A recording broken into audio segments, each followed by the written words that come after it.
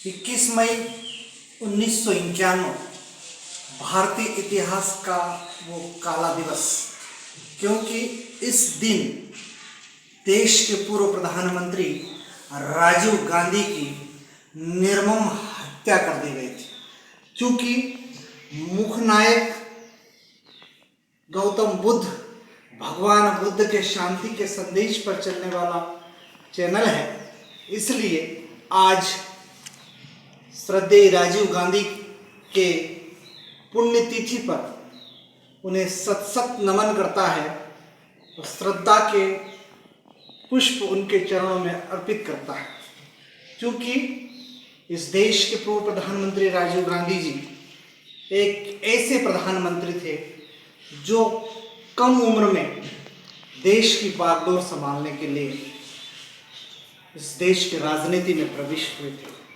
राजीव गांधी के लिए राजनीतिक क्षेत्र कोई नई बात नहीं थी।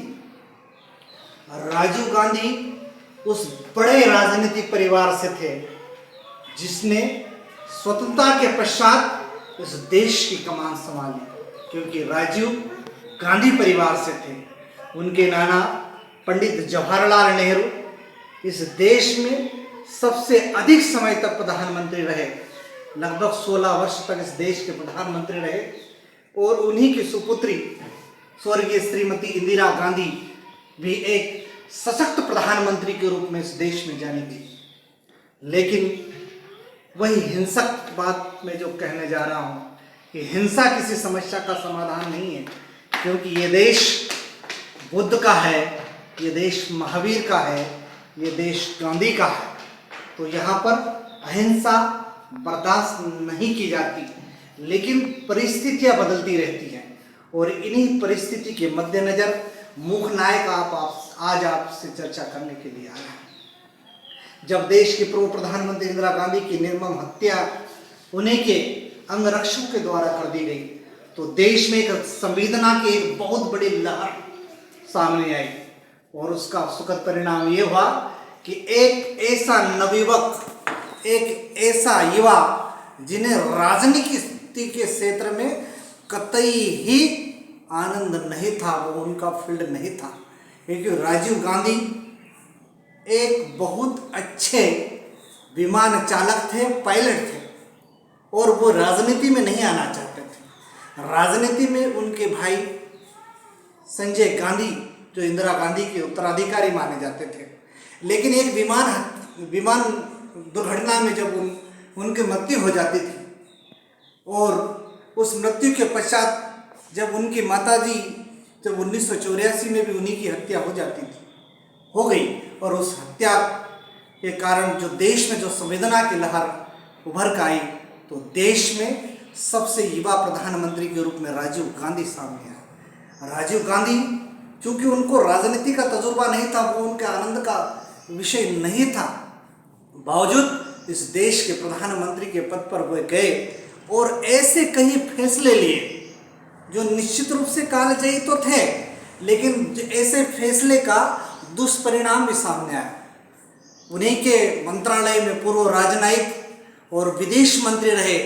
श्री नटवर सिंह की किताब सामने आती है, और उस नटवर सिंह की किताब के में जो लिखा गया है, जो उल्लेखित है, मैं उसका हवाला देकर आपसे बात करना चाहता हूँ। नटवर सिंह ने कहा कि राजीव गांधी कहीं न कहीं कमज़ोर प्रधानमंत्री थे, क्योंकि जब हमारे समीपस्थ देश श्रीलंका में अशांति हुई, शीत युद्ध छिड़ा, और उस शीत युद्ध के दौरान वहाँ पर कई निर्दोष नागरिकों की हत्या हुई, जिसमें तमिल और सियाली वंश जो वहाँ के नागरिक थे, उनके बीच में जब द्वंद्व युद्ध छिड़ा, शीत युद्ध में बदल गया और बड़ी से बड़ी घटनाएं हुई, हत्याएं होने लगी। तो इस दौरान जब तत्कालीन समय में इस देश के प्रधानमंत्री राजीव गांधी थे, तब श्रीलंका की सरकार ने राजीव गांधी से मदद मांगी, और राजीव गांधी ने सहर्ष अपने अच्छे पड़ोसी होने के नाते अपने पड़ोसी को विपरीत परिस्थिति में सहयोग देने के लिए भारत से वो शांति सेना भेजी, और वही शांति सेना, ऐसा कहा जाता है कि उनके मृत्यु का कारण। जब भारत की शांति सेना ने श्रीलंका में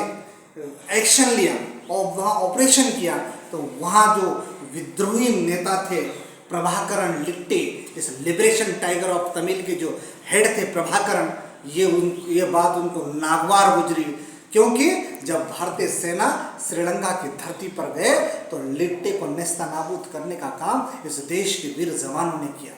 लेकिन इसका राजनीतिक कारण, इसका दुष्परिणाम इस देश को यह भुगतना पड़ा कि प्रभाकरण ने राजीव गांधी को अपना बेरी समझ लिया, राजीव गांधी को अपना सबसे बड़ा दुश्मन समझ लिया। और वो दिन जब उन्होंने संकल्प लिया कि यदि राजीव गांधी पुनः देश के प्रधानमंत्री बने, क्योंकि उस दौरान जब समय आ चुका था, इस देश में चुनावी माहौल था, वीपी सिंह प्रधानमंत्री के इसमें थे, राजीव गांधी भी प्रधानमंत्री के दावेदार थे, तब प्रभाकरण ने सोचा कि क्यों ना राजीव गांधी की हत्या कर दी जाए, जो निश्चित ही आलोचनीय है, जिसके कठोर शब्दों में मुखनायक निंदा करता है। और प्रभाकरण ने जब वो हत्या की साजिश रची तो तमिलनाडु के श्री पेरम्बतूर में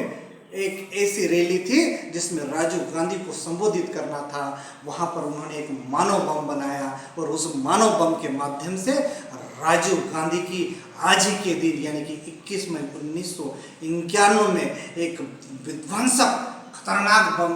घटना हुई और उस बम का दुर्घटना में राजीव गांधी की हत्या कर दी गई। तो ये दिन भारतीय इतिहास में निश्चित ही एक ऐसा दिन है, काला अध्याय है, जिसमें हमारे देश के एक होनहार युवा प्रधानमंत्री शहीद हो गए। और जहाँ तक राजनीति का विषय है, राजनीति में केवल विचारों का मतभेद होता है। विचारों में हर पार्टी की अपनी अपनी विचारधाराएं होती है, इसलिए कदापि ये ना समझे कि वे किस पार्टी के थे। जब पार्टियां चुनाव जीत जाती है, जब कोई देश में प्रधानमंत्री बन जाता है, तो वो प्रधानमंत्री हो, चाहे राष्ट्रपति हो या किसी भी सर्वोच्च पद पर हो, वह देश का होता है। वह देश को ये जो क्षति पहुंची आज ही के दिन, निश्चित ही बहुत बड़ी हानि हुई है। इसलिए आप सभी को पुनः नमस्कार और राजीव गांधी जी के चरणों में सत सत नमन करते हुए नमस्कार।